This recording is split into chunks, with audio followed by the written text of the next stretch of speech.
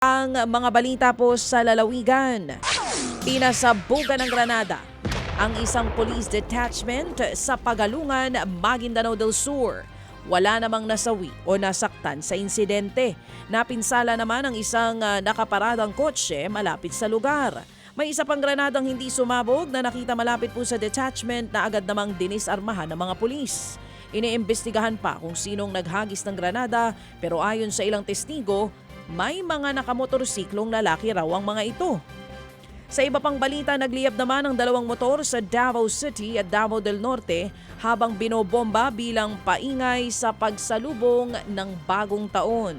Sa Davao City kung saan bawal ang anumang paputok, kita kung paanong natarantang mga nanonood ng magliyab ang motor. Binato pa nga ng isang lalaki ng lupa ang nagliliyab na motor pero tuluyan pa rin itong nilamon ng apoy.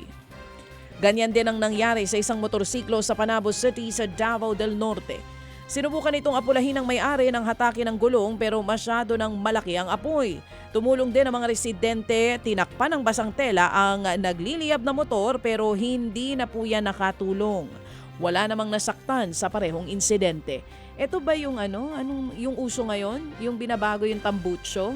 Yung ginagawang paingay? Nakikita ko yan ngayon sa Facebook, ang dami niyan sa Tondo. Ito yon yung masakit sa tenga.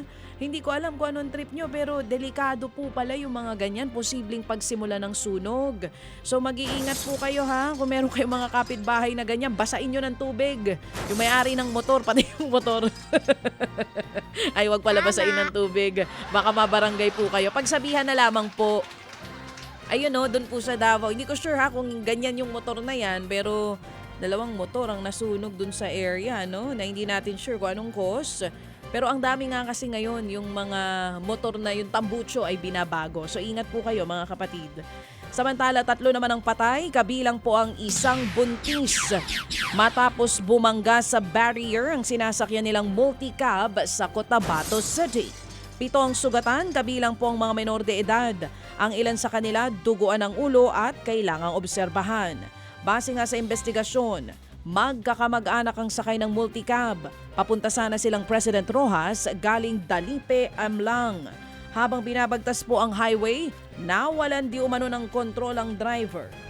Nadulas daw ang gulong ng sasakyan dahil sa hindi pantay na kalsada. Ayon sa pulisya, malinaw na isa itong self-accident.